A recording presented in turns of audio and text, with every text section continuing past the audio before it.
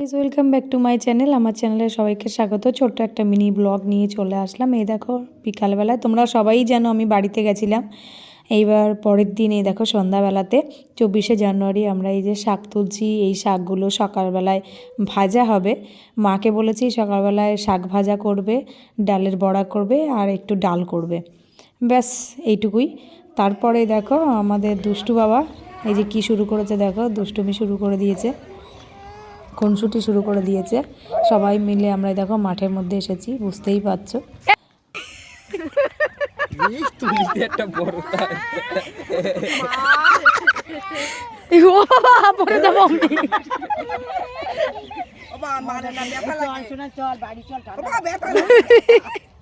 বাড়িতে চলে আসার পরে ওর আজকে জন্মদিন, তার মানে দিদির মেয়ের আজকে জন্মদিন, ওকে একটা সারপ্রাইজ দিলাম আমরা সবাই মিলে। এই যে সারপ্রাইজ দেওয়ার জন্য অন্য ঘরে ওকে রেখে আর একটা ঘরে আমরা মোটামুটি একটুখানি কোনো মতে, যেহেতু ওদের নিয়মে করার নিয়ম নেই একটা সমস্যার জন্য। সারপ্রাইজ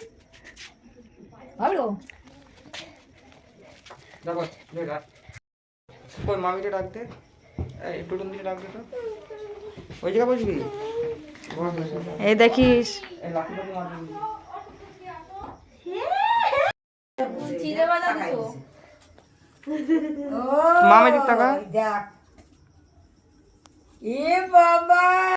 আপনারা সবাই ওকে আশীর্বাদ করবেন যাতে ও ভালো থাকে, সুস্থ থাকে, বড় হতে পারে।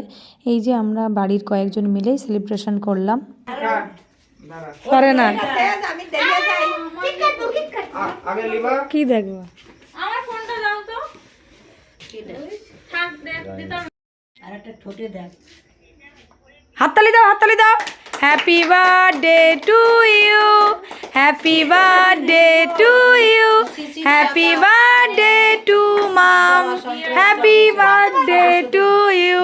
হট করে হ্যাপি নিউ ইয়ার বলে ফেলে না কেউ। সন্ধ্যাবেলাটা এরকম একটা সারপ্রাইজ হবে ও নিজেও ভাবতে পারেনি যে ওর মামা এরকম একটা সারপ্রাইজ দেবে ওকে। এই সবটাই হচ্ছে ওর মামার জন্য, তার মানে আমাদের ভাইয়ের জন্য। যাই হোক সন্ধ্যাবেলাটা ভালো উপভোগ করলাম আমরা। সময়টা মিস করেছি আমাদের আর এক মেয়ে জামাইয়ের জন্য, ও অফিসের জন্য আসতে পারেনি, ছুটি পায়নি, ওই জন্য আসতে পারেনি। তারপরে আমরা শুরু করে দিলাম আমাদের ফ্যামিলি পিকনিক রাতের দিকে। এই যে দেখতেই পাচ্ছ উঠানের মধ্যে সব শুরু করে দিয়েছি লাইট জ্বালিয়ে। এই যে সবাই মিলে ফ্যামিলি পিকনিক হচ্ছে। শীতের দিনে একটা পিকনিক হবে না তাই হয়। এই দেখো পিকনিক শুরু করে দিয়েছি। এদিকে রান্না বান্না হচ্ছে, কাঠের জালে কিন্তু রান্নাটা হচ্ছে। আর কাঠের জালে রান্নাটা মানেই অসাধারণ খাওয়া দাওয়া, দেখে বুঝতেই পারছো। এই দেখো, আর তার সঙ্গে আমরা রান্না হয়েছে আমাদের ফ্রাইড রাইস হয়েছে আর মাংস হয়েছে আর মিষ্টি।